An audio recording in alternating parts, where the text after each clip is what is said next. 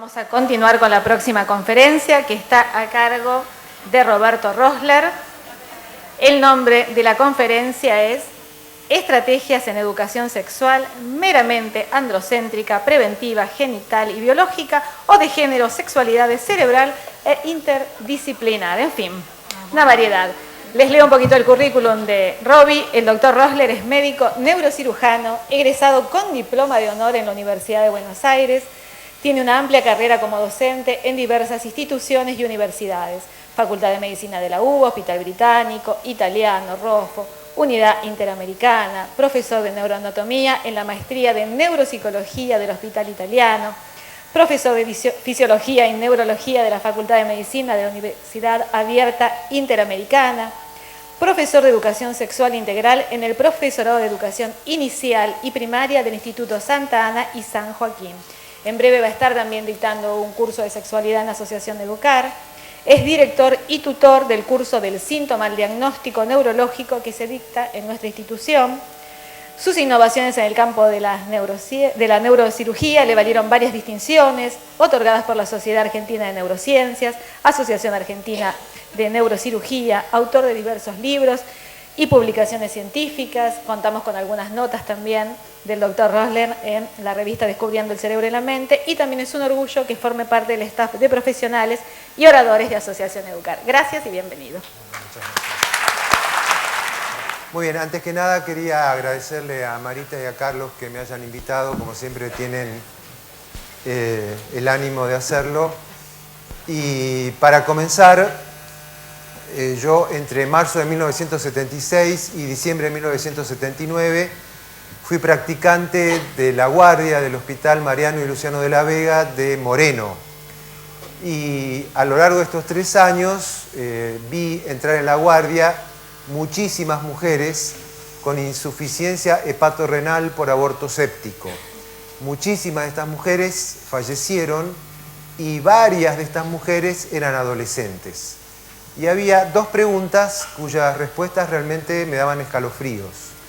La primera pregunta era ¿por qué te quedaste embarazada? Y muchas chicas adolescentes decían no sabía que así se quedaba embarazada. Y la segunda pregunta era ¿por qué te dejaste meter una aguja de tejer para hacerte el aborto? Y las chicas contestaban yo no sabía que esto era peligroso. En base a esta experiencia y al hecho de que en realidad nadie se mete en la docencia para dejar que la sociedad siga funcionando de la misma manera, considero que la educación sexual es un tema importante. Pero si uno se mete en educación sexual, antes de realizarlo, tiene que hacer un montón de reflexiones. Y creo que una de las primeras reflexiones que uno tiene que hacer es que la sexualidad no es un mero hecho biológico. En realidad, la sexualidad es una construcción social, hecho que a primera vista puede parecer bastante complejo, pero tenemos varios ejemplos. El Viagra es un ejemplo clarísimo de que la sexualidad es una construcción social. Por ejemplo, Platón, en las primeras páginas de la República, decía que una de las ventajas que tenía envejecer era que se calmaba el caballo que el hombre tenía dentro. O sea, era una forma fina de Platón de decir que el hombre que tiene la idea FIFA continuamente, por lo menos cuando envejecía podía dejar de pensar en esa única sola cosa y dedicar su cerebro a otras cosas. Bueno, ahora, con el Viagra, nosotros los hombres no podemos dejar de pensar en la idea FIFA y seguimos pensando nada más que en esto. Otro ejemplo clarísimo de que la sexualidad es una construcción social es la medicalización y desmedicalización de la homosexualidad. En el año 1973, en el DSM-2, nuestros hermanastros del norte, la psiquiatría estadounidense, colocó a la homosexualidad como un trastorno. Y durante 13 años, ser homosexual era ser un enfermo psiquiátrico.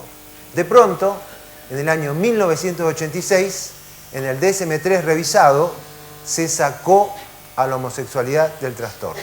Por supuesto, fueron 13 años en los cuales la comunidad homosexual debió hacer escuchar su voz, para el cual evitar de este terrible flagelo que es la medicalización, que hace que circunstancias normales y metáforas se transformen en enfermedades, como la timidez, las arrugas, la curiosidad y la energía de nuestros niños se transformen en enfermedades. Bueno, se logró que de pronto la homosexualidad, que era una enfermedad, se transforme en una variante normal de la sexualidad. Así que acá tenemos varios ejemplos de cómo la sexualidad es una construcción social. Y si uno va a hacer educación sexual, esto lo tiene que tener en cuenta. Luego, otra cosa que hay que tener en cuenta es que parte de la sexualidad está relacionada con el cuerpo.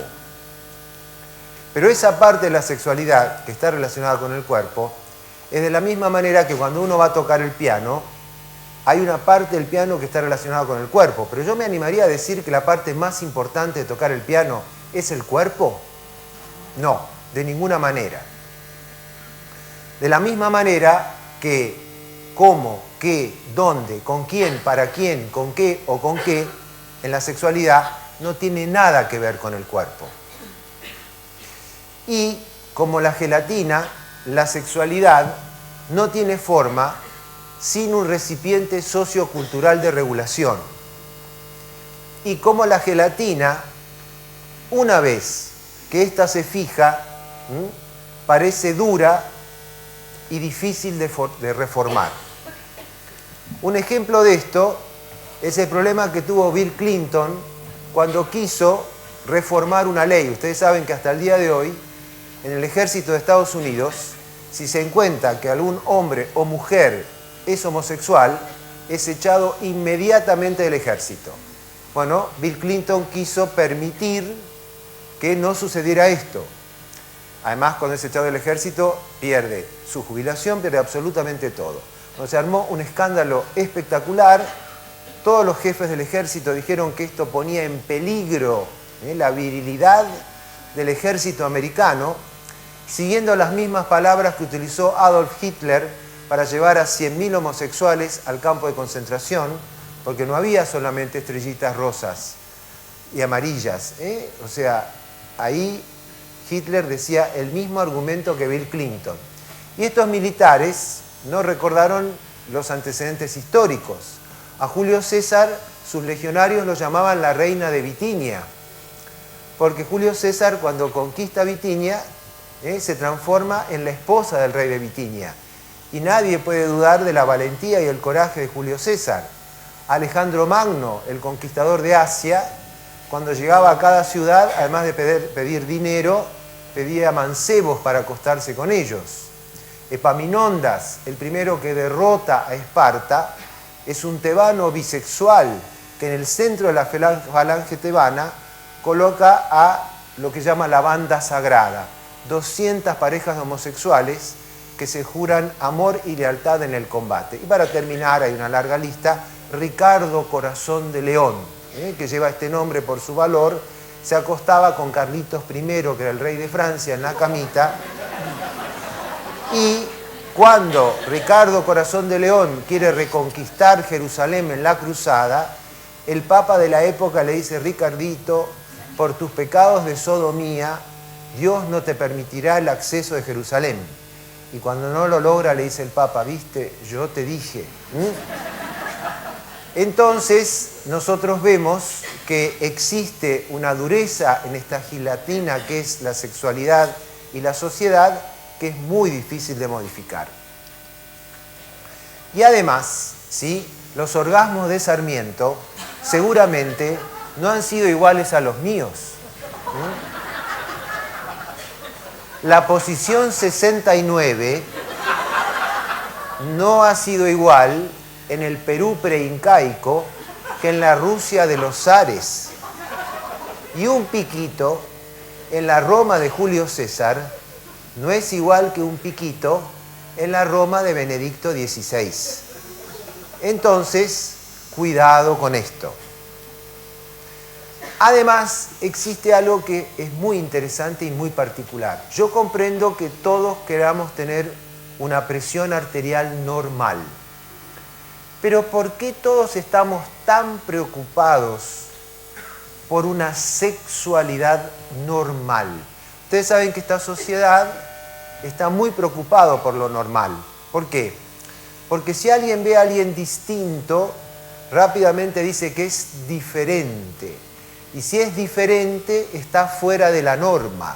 Y si está fuera de la norma, rápidamente es un anormal.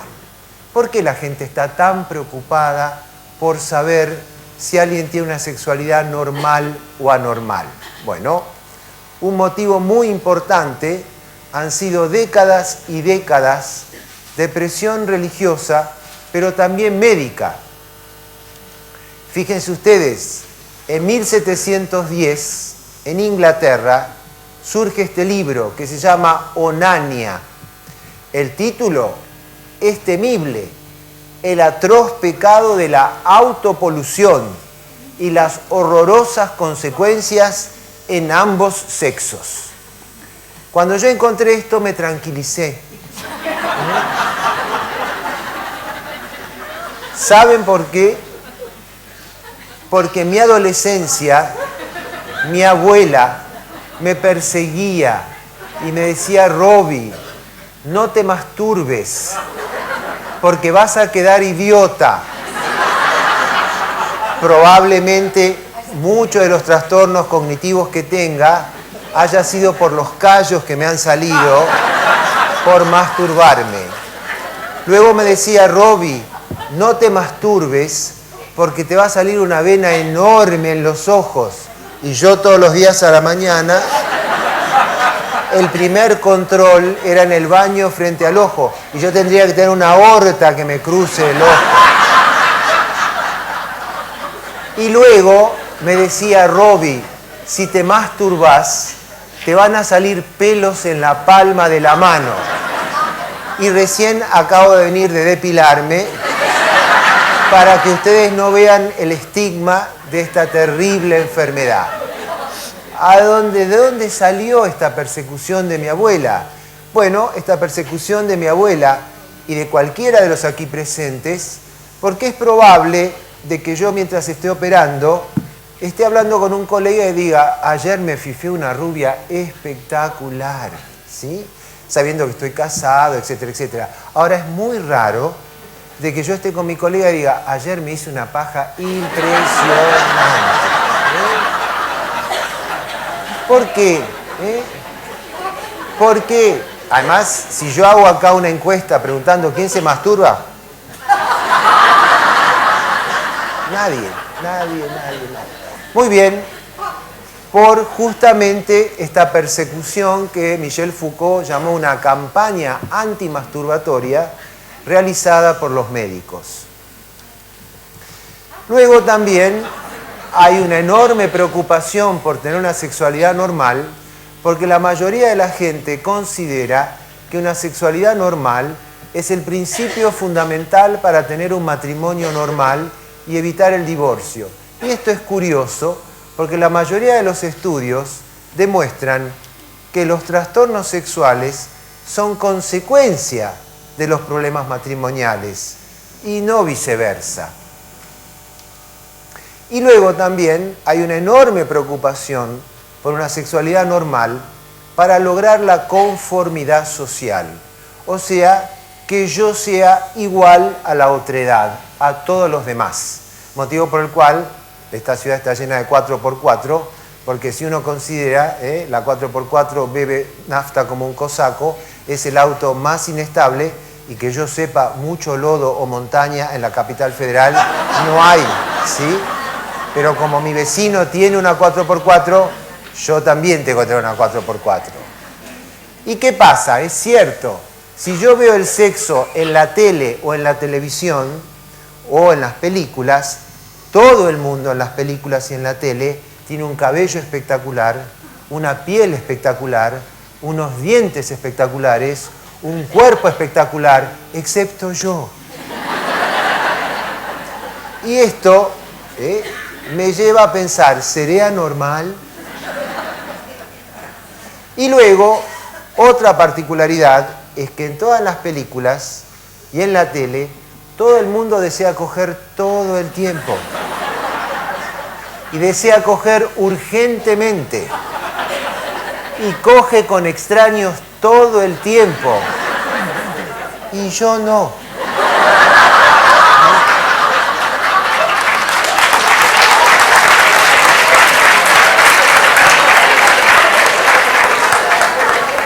Y entonces surge la pregunta, ¿seré normal?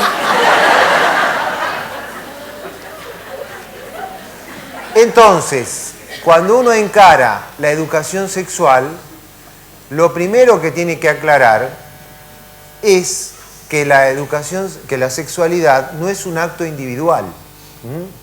Somos seres sexuados en relación, si no, esto no existe. Por ejemplo, en todos los trabajos de Viagra, algo que es muy interesante por su inexistencia, es si alguna vez le preguntaron a las esposas de los hombres testeados con Viagra si ellos estaban satisfechas. Lo más probable es que las mujeres dijeran, me tienen los huevos rellenos, yo ya no quiero coger más, y el señor viene con el chisito parado. Luego, otra cosa muy importante a educar es que la sexualidad puede ser vivido por personas en forma muy peculiar y diferente a la mía. Por ejemplo, puede suceder que yo, hoy a la noche, para tener una erección, le pida a mi mujer que se disfrace de torero y yo de toro. Y ustedes dirán, qué bizarro, Robbie.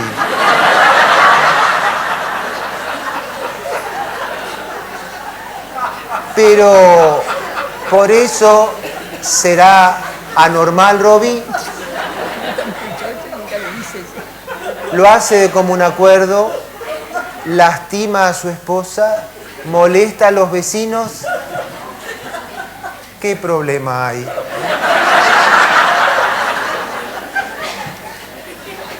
Luego también hay que comprender que en las sociedades democráticas, y esto hay que enseñarle a nuestros alumnos, la sexualidad debe estar regida por una ética universal, no por una moral individual.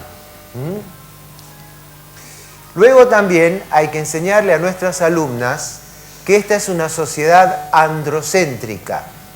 Y mientras nosotros tengamos más testosterona que ustedes, tenemos más músculo que ustedes y las vamos a cagar a trompadas si quieren tener el mismo poder que nosotros.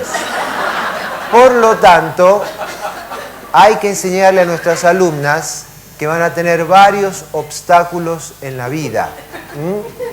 Veamos acá Kathleen Schweitzer. Hasta el año 1967, en Estados Unidos, la primera potencia democrática, las mujeres tenían prohibido correr maratones de 42 kilómetros. Y acá vemos la foto en la cual ella se anota como K. Schweitzer, la dejan correr y de pronto un oficial se da cuenta que es una mujer y la trata de sacar de la carrera. Por suerte, los machitos que estaban alrededor no eran machistas, empujaron al oficial y ella fue la primera mujer que en 4 horas 40 corrió una maratón en Estados Unidos en 1967. Luego, los chistes machistas, ¿sí?, demuestran hasta qué punto nosotros les tenemos miedo a las mujeres y hasta qué punto nosotros le vamos a poner obstáculos a las mujeres. Luego, la educación sexual no puede estar reducida a la enseñanza de los genitales. Esto no es educación sexual, porque la sexualidad va mucho más allá de los genitales. Por lo menos tenemos el aspecto afectivo, emocional, etc. Y lo que sucede es que si uno ve muchos cursos de sexualidad o libros de sexualidad, la mayoría comienza con la anatomía y la fisiología. Y para colmo, es la anatomía y la fisiología de los genitales. Porque si por lo menos me pusieran la anatomía y la fisiología de los receptores de las mejillas, donde yo doy las caricias, o la fisiología de los receptores olfatorios, donde yo huelo a mi amada, está bien. Pero lo que estamos viendo acá es un planteo donde la excitación está por encima del placer. Luego, el cerebro es un órgano sexual y en realidad vamos a ver que es el principal órgano sexual. El cerebro pesa 1,350 kg, ¿sí? Y acá el tamaño sí importa. Por lo tanto, con esto vemos, sin lugar a duda, un huevito pesa mucho menos y un ovario pesa mucho menos. Con esto vemos que el cerebro es el principal órgano sexual de todos. Si quieren enseñar anatomofisiología en educación sexual, empiecen por el cerebro. ¿De dónde emergen nuestras ansias sexuales? Bueno, esta posición del Kama Sutra se llama posición suicida.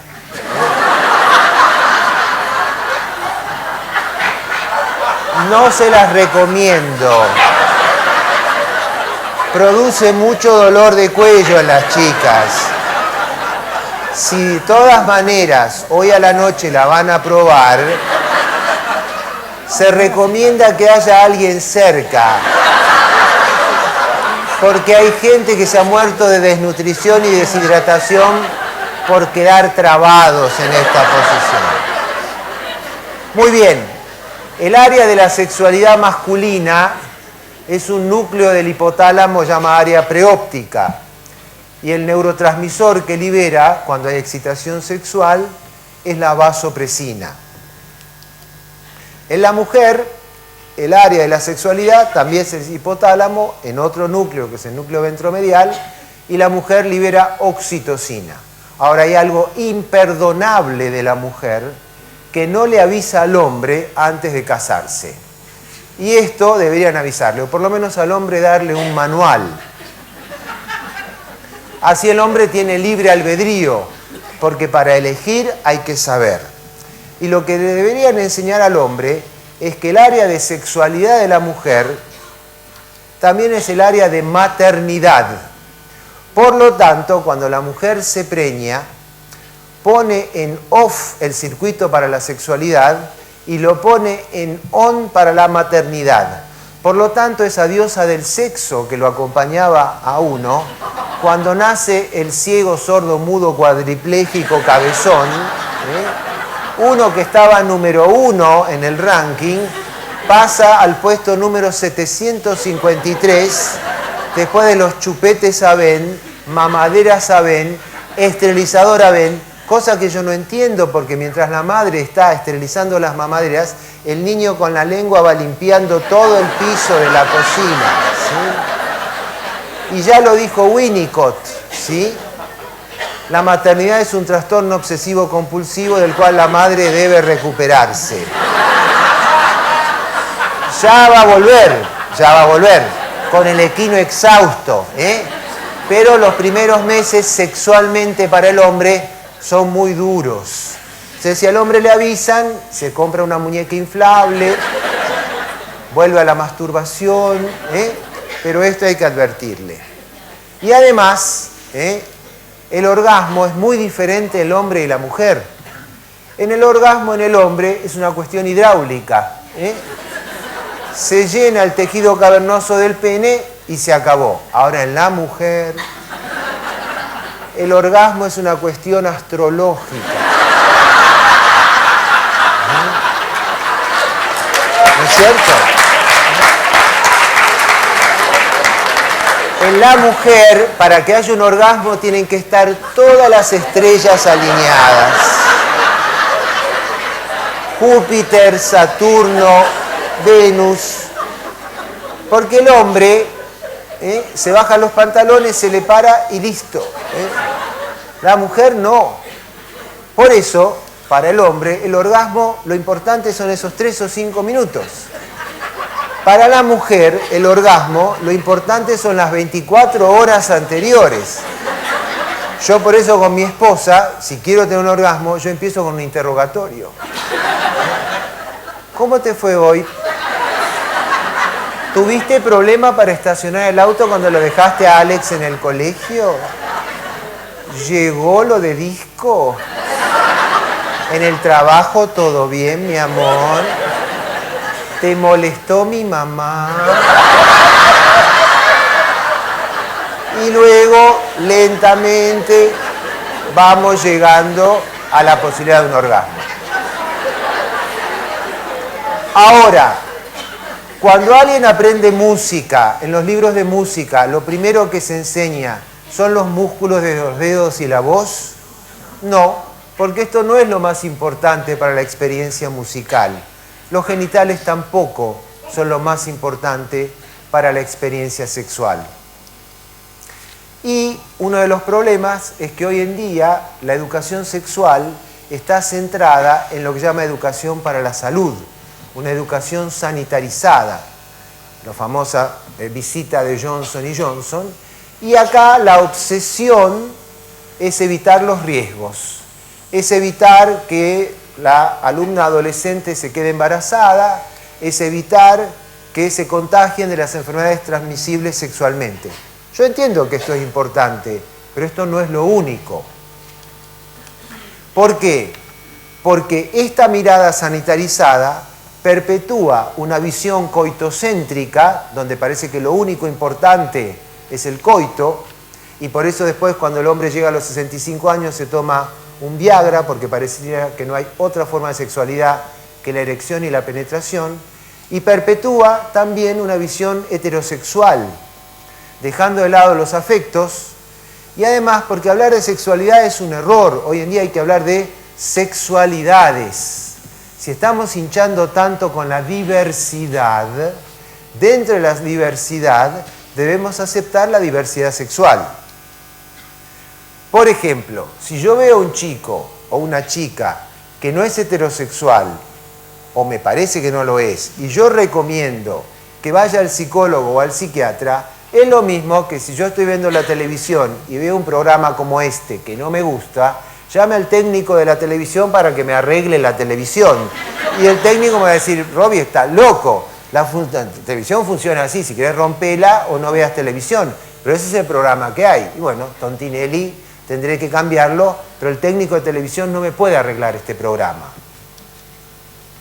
Y es lo mismo que cuando yo voy a la heladería y digo, ¿quién mierda pide sabor crema moca? ¿Sí? Y de pronto viene alguien y dice, ¿me da por favor uno de crema moca? Yo no le grito mocudo a ese tipo. Es diferente a mí, pero mientras no me hagas probar a mí el sabor crema moca, está todo bien, ¿eh? Es la diversidad. Yo creo que la educación sexual debe contribuir fundamentalmente a la valoración como un organismo basal de ternura. Además, también estamos en una situación en donde nuestros alumnos cada vez tienen menos armas simbólicas. Cuando yo era joven en el Paleolítico, yo me tomaba un par de vasos de alcohol. ¿Pero para qué? Para animarme a hacerle el verso a una chica. ¿Y para qué era el verso? Y para un besito en la mejilla después de mucho serruchar, mucho serruchar. Luego, cuando vinieron mis errores y yo veía algo que parecía una endoscopía de la cavidad oral, ida y vuelta de los 32 dientes, y yo le preguntaba, perdóname, ¿es tu novia? No, estamos transando. Pero después me tranquilizó porque transar implica intercambiar, aunque sea saliva, pero están intercambiando. Hoy en día, ¿cómo dicen las chicas y los chicos? Me la comí. O sea, ya no se intercambia nada. En el momento que la agarran, la consumen y desaparece el otro, ¿eh? Entonces, de hacer el verso a me la comí, implica que ya ni siquiera hay armas simbólicas para intercambiar. Y muchos en la previa ni siquiera salen de la previa, terminan en coma alcohólico. Entonces la educación sexual también puede ayudar para esto.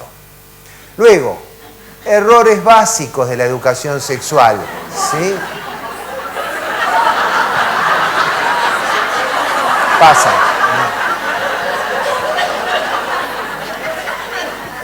Bueno, un error básico, creo yo, es introducir la educación sexual en la educación sanitarizada, en la educación por la salud.